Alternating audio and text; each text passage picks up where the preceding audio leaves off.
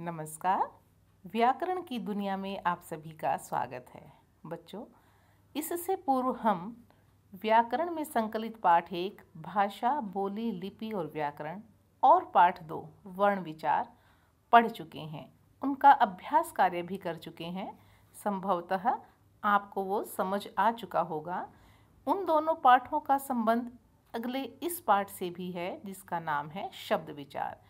वर्ण विचार में हमने जाना था कि शब्द जिन ध्वनियों से मिलकर बना है उन्हें अलग अलग करके लिखना वर्ण विच्छेद होता है। तो जैसे यहाँ पर लिखा है, ये पुस्तक को वर्ण विच्छेद करके दिखाया गया है। अब शब्द विचार में क्या है कि जो अलग अलग ध्वनियाँ हैं उनके जुड़ने से जो शब्द बन जाता है, जैसे प जमा उ जमा स जमा त जमा अ जमा क जमा अ, इन सब के मेल से क्या शब्द बना हुआ है? ये देखिए, इधर पुस्तक शब्द बना हुआ है। तो यह क्या बन गया? एक शब्द बन गया। और शब्द हम इसे क्यों कह रहे हैं? क्योंकि पहली बात, एक तो यह वर्णों का मेल है, लेकिन खाली वर्णों के मेल को हम शब्द नहीं कह सकते, उसका कोई ना कोई अर्थ भी होना चाहिए।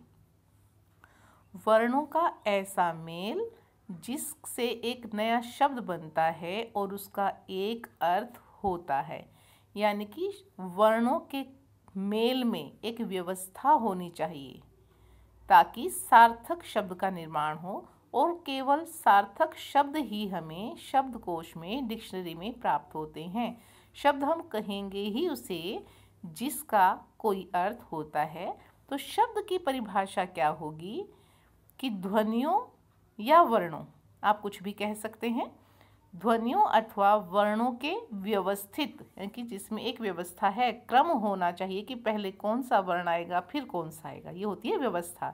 जैसे पुस्तक में पहले प व्यंजन है, फिर उ स्वर है। तो इस तरह से व्यवस्थित एवं सार्थक, जिसका अर्थ हो, पुस्तक का अर्थ क्या है? किताब। तो व्यवस्थित और सार्थक समूह को शब्द कहते हैं। तो यह तो हुई शब्द की परिभाषा। अब हम जानेंगे कि शब्दों के जो है भिन्न भिन्न आधार पर अनेक तरह के भेद किए गए हैं। तो अनेक आधार हैं जिन पर शब्दों के भेद होते हैं। उसको करने से पूर्व पहले हम यह फर्क जान लें कि शब्द और पद, इनमें क्या अंतर है। अब अगर मैं सिर्फ यह कहूँ पुस्तक, जैसे अभी हमने किया था, अकेला ये एक शब्द है, लेकिन जब इसी शब्द को हम वाक्य में प्रयोग कर लें, जैसे मैं कहूँ मैं पुस्तक पढ़ा रही हूँ। अब इस वाक्य में जब पुस्तक शब्द आया है तो उसे क्या कहते हैं? पद कहते हैं। और क्यों कहते हैं? क्योंकि जो व्याकरण के बहुत सारे नियम होते हैं वो इसमें लग जाते हैं। लिंग, वचन, काल, कारक, कर्ता, कर्म, क्रिया, अनेक बातें हमें वाक्य में प्रयोग करने के बाद ही प्राप्त होती हैं। तो शब्द को जब हम वाक्य में प्रयोग करते हैं तो पद कहलाता है, और शब्द क्या होता है? स्वतंत्र होता है, उसे हम अकेला लिख सकते हैं। जबकि उसी शब्द को अगर हम वाक्य में लिख देते हैं तो वह पद बन जाता है। अब नोट देखिए, नोट में क्या लिखा हुआ है? कभी कभी रूप नहीं भी बदलता है, फिर भी वाक्य में शब्द पद ही कहलाएगा। कि जब हम पुस्तक शब्द है, मैं पुस्तक पढ़ रही हूँ, पुस्तक अगर मैं अलग लिखती हूँ तो भी वही है, वाक्य में लिखा है तो भी पुस्तक ही है। तो मैं यह भी कह सकती हूँ मैं पुस्तकों को संभाल कर रख रही हूँ।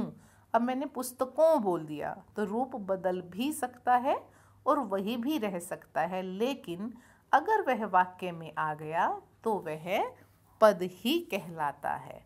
अब यहाँ पर इसने कुछ वाक्य लिखे हैं, देखिए ध्यान से।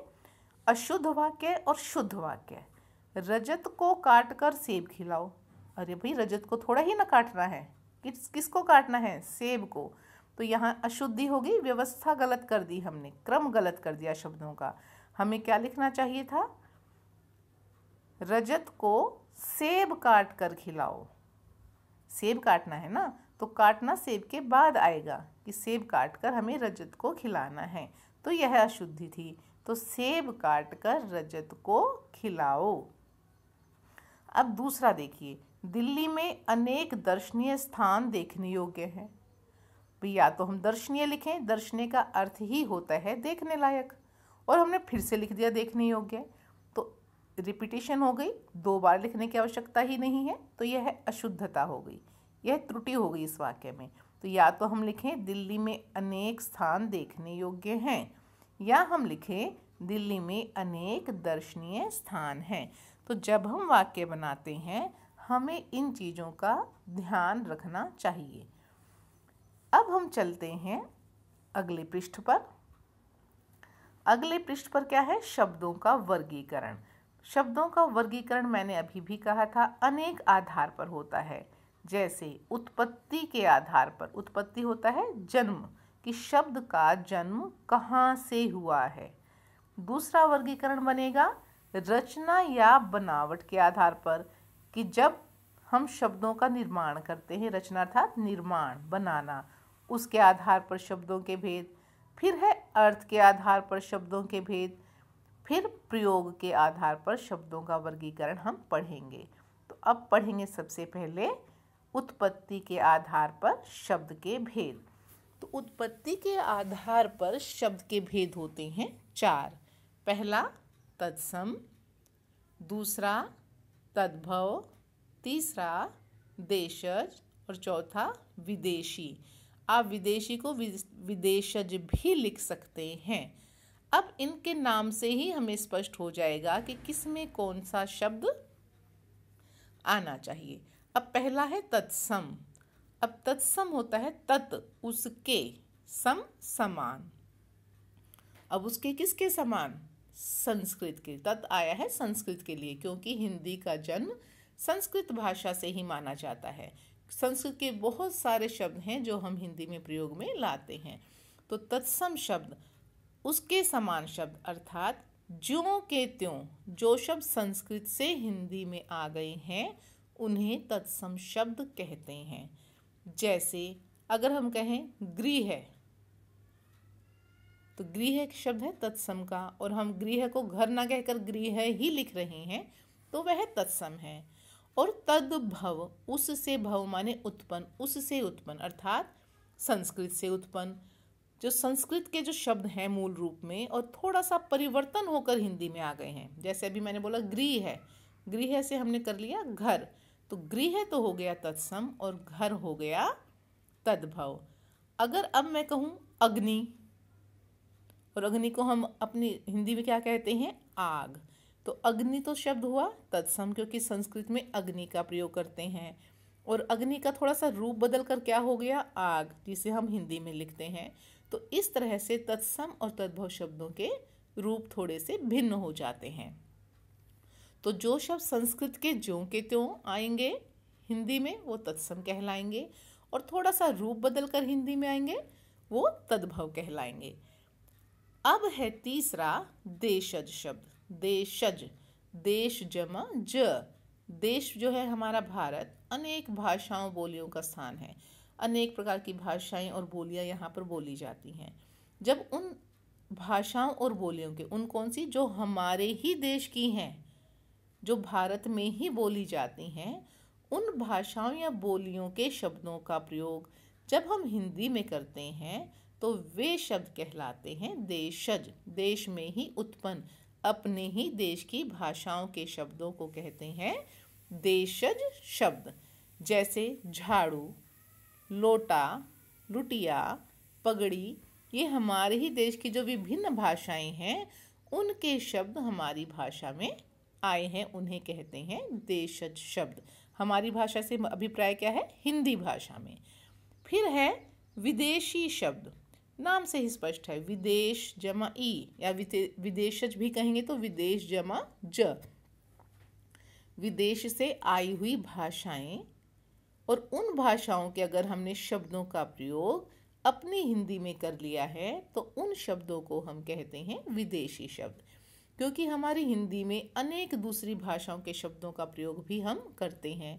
अंग्रेजी के कितने सारे शब्द हैं जो सामान्यतया हिंदी में हम प्रयोग करते हैं और हमें पता भी नहीं चलता कि हम अंग्रेजी शब्दों का प्रयोग कर रहे हैं। ऐसे ही उर्दू फारसी के हम प्रयोग करते हैं, चीनी के, पुर्तगाली के, बहुत सारी भाषाएं हैं जिनके शब्दों का प्रयोग हम अपनी भाषा हिंदी में कर रहे हैं। तो ऐसे शब्दों को कहते हैं विदेशी शब्द।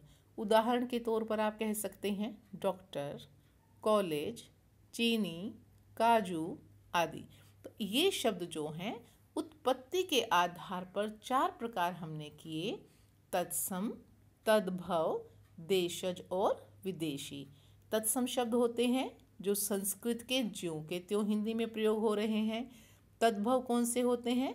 जो रूप बदलकर संस्कृत से हिंदी में प्रयोग हो रहे हैं। देशज, देश की ही विभिन्न बोलियों और भाषाओं के शब्द जो हिंदी में प्रयोग हो रहे हैं।